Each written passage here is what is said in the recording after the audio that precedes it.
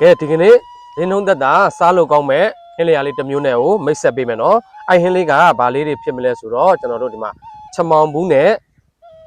ကြက်ချရချင်းဇက်ကလေးပေါ့နော်ချင်းဇက်ချက်နီလေးကိုမျှဝေပေးသွားပါမယ်နော်ဒါကြက်ချရဆိုလို့ရှိရင်အရန်စေးလည်းမကြည့်ဘူးအဲ့ဒါဆိုတော့စားလို့လည်းအဆင်ပြေပါရဲ့နော်အဒီထဲမှာတက်တာခြင်းနဲ့ဆိုတော့ဟင်းလုံးဝမချက်ဖက်နဲ့စီစမ်းစားပြုနဲ့ပဲစားပါလို့အကြံပြုပြရစီနော်ဘာလေးတွေပါမလဲဆိုလို့ရှိရင်ဒီမှာငရုတ်သီးစိမ်းပါမယ်ဒါကကြက်သွန်အဖြူလင်းလေးလည်းကိုရောထောင်ထားတာပါအနှစ်ရသေးဖို့အတွက်ကခန်းညင်သီးပါမယ်နောက်ဒီမှာချမောင်ဘူးပေါ့နော်အဓိက main ကချမောင်ဘူးလေးပါပါမယ်ပထမဦးဆုံးအနေနဲ့ကတော့ကျွန်တော်တို့ဒါလေးတွေကအတန့်ဆေးထားတယ်ကျွန်တော်ကလုံးဝဒါကိုထပ်ပိုင်းမပိုင်းဘူးပေါ့နော်ခြေတော့ဆိုတဲ့အတွက်အချောင်းလိုက်စားရမှအဆင်ပြေတာဖြစ်တဲ့အတွက်ဒီတိုင်းလေးနဲ့ကိုကျွန်တော်တို့ကလိုအပ်တဲ့အပိုင်းလေးတွေကိုပြပြပေးမယ်ပေါ့နော်ဒီမှာလေဒီနာဆိုတော့အသားထူတယ်အဲ့အပိုင်းလေးကိုကျွန်တော်တို့ကချက်ချမ်းလေးပဲချမ်းလိုက်ပါနဲ့နော်ကျန်တာကို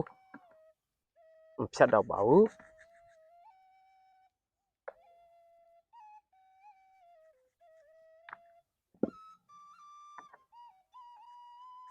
ဒီမှာအခုလိုလေးအားလုံးလည်းထက်ချမ်းလေးချမ်းပြီးသွားပြီဆိုတော့ဒီထဲလေးကိုအရသာလေးတွေနေပါမယ်ဆွနမုံလေးထည့်ပါမယ်အဲ့ဒါလေးပြီးသွားရင်စားလေးထည့်ပါမယ်နော်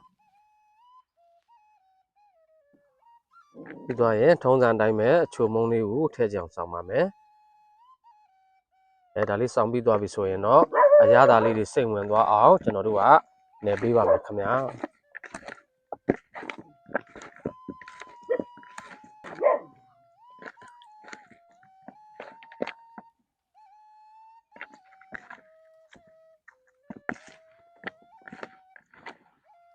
အခုလိုလေးတစ်ချောင်းချင်းအရသာလေးစိတ်ဝင်သွားအောင်နေပြီးသွားပြီဆိုတော့ဟင်းချက်ဖို့ရအတွက်ကျွန်တော်တို့ကဒီမှာကိုင်းခရမ်းညင်ဒီလေးကိုနော်ပဲနဲ့ခြေထားလိုက်ပါအောင်မယ်နော်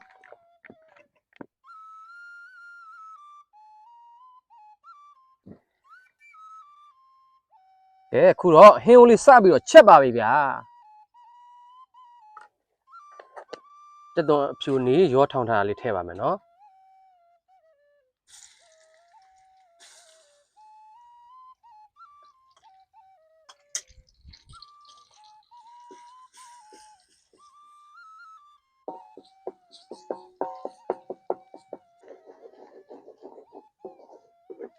ဖြူရောနီရောနွမ်းလာပြီဆိုတော့ကျွန်တော်တို့ကဒီထဲကိုငပိလေးထည့်လိုက်ပါမယ်နော်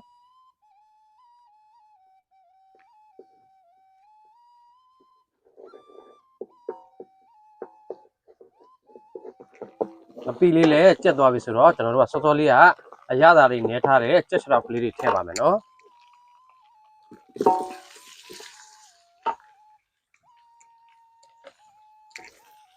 ထည့်ပြီးတော့အခုလိုလေးသမအောင်မှုပေးပါမယ်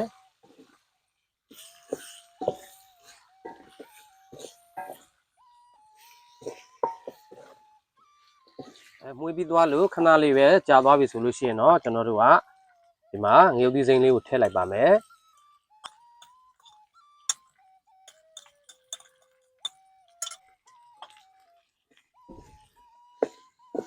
ငရုတ်သီးစိမ်းလေးထည့်ပြီးသွားရင်လည်းအခုလိုပဲသမသွားအောင်မှုပေးပါမယ်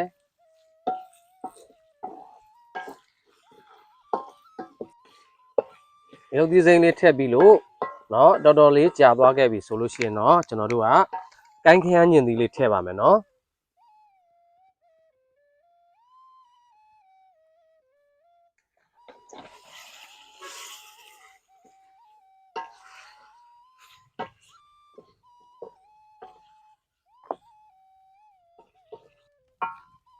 ဒါလေးကိုကျွန်တော်တို့ကအဖုံးလေးဖုံးပြီးတော့စီပြန်းသွားတဲ့အထိလုံးလိုက်ပါအောင်မယ်ခင်ဗျာ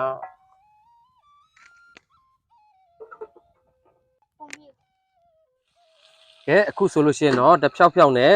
စီလေးတွေပဲเนาะပြန်လာပြီကျန်းလာပြီပေါ့เนาะခန်းညင်သီးလေးကလည်းလိတ်သွားပြီဆိုတော့ကျွန်တော်တို့ကရေလေးဆွတ်လိုက်ပါမယ်ခင်ဗျာ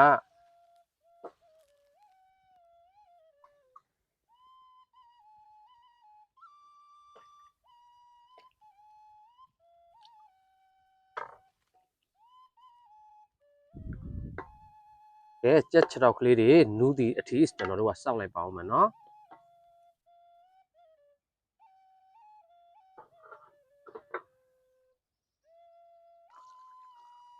ကဲအခုဆိုလို့ရှိရင်တော့ကြက်ချောက်ကလေးကလည်းနူးစာပြုတ်နေပြီဟလာဒီချိန်မှာကျွန်တော်တို့ကဒီမှာရင်သွေးချပြီးတော့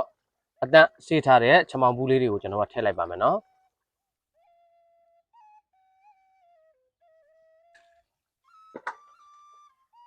ချက်ပြီးသွားရင်ကျွန်တော်တို့ကခဏလေးအုပ်ထားပါမယ်ခင်ဗျာ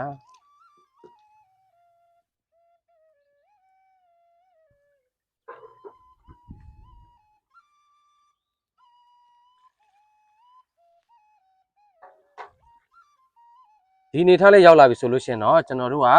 နော်အနံ့ရတာနဲ့ပြည့်စုံမှုအတွက်ကကျွန်တော်မဆလာလေးအုပ်လိုက်ပါမယ်ဒီနေရာမှာကျွန်တော်ကနော်မဆလာလေးပဲအုပ်ပါတယ်ကျန်တဲ့နှစ်သက်ရနန်းနမင်မဲ့အုပ်ပင်စိမ့်မဲ့အု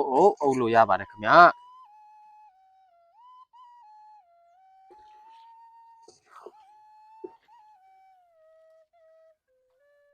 မဆလာလေးအုပ်ပြီးလို့အခုလိုလေးမှွေပေးပြီးသွားပြီဆိုရင်တော့အရသာရှိဈေးနှုန်းတက်တာတဲ့ကြက်ချေတောင်ချမောင်ဘူးချင်ဆက်ကလေးရပြီပေါ့ဗျာအားလုံးပဲစားကြပါဦးခင်ဗျာနော်ဒီမှာကချမောင်ဘူးကြက်ချေတောင်ချင်ဆက်ကလေးပေါ့နော်ချင်ဆက်လေးချက်ထားပါတယ်ဒါကတော့သူနဲ့အလိုက်ဖက်ဆုံးကဒီမှာပဲပစွန်ဒီဟင်းချိုလေးပါရှယ်ပဲနော်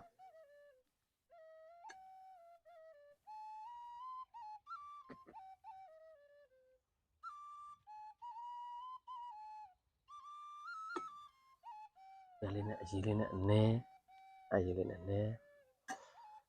ဒါပြီကြက်ချေတောင်ကတော့ဘဲလက်လာရှိ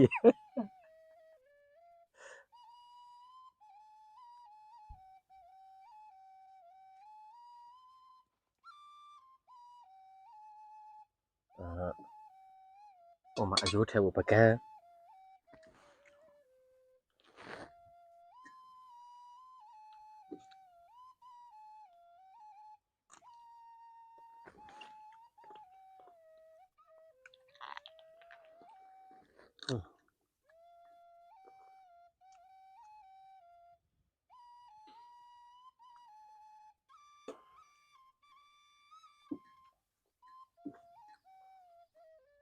ကျဲပဲအရန်ကောင်းတယ်နော်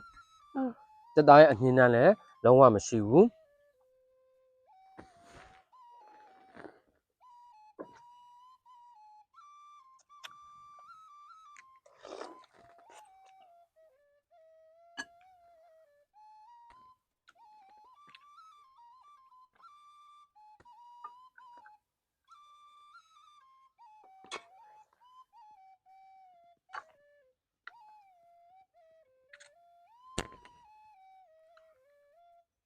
နော်တော့ဟာ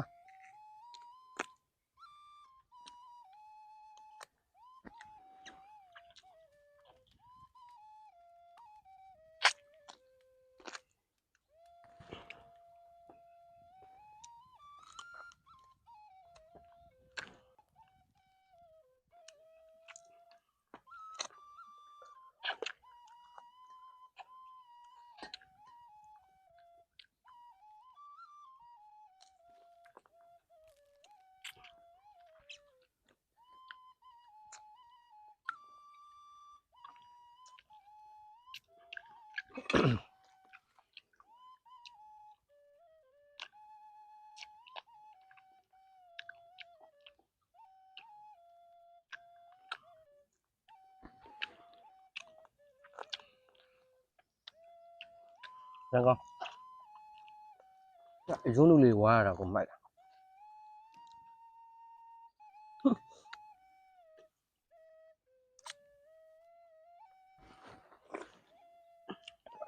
နေကောင်းလား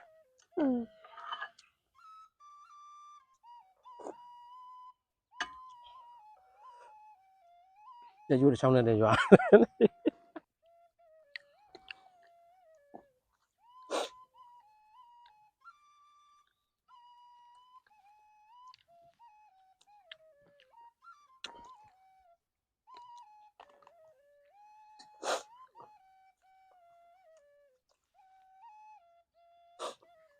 အခုလိုမျိုးအရန်စားလို့ကောင်းလွန်းပါတော့နော်ပုံကြစိတ်ဈေးနှုန်းလေးအရန်တက်တာလွန်းပါတော့ကြက်ချေတောင်နဲ့နော်ချမောင်ဘူးအဆက်ချက် ခြေပြန်လေးကိုချက်စားကြည့်ပါလို့ပြောရင်လည်းပဲအားလုံးကိုနှုတ်ဆက်ပါတယ်ခင်ဗျာ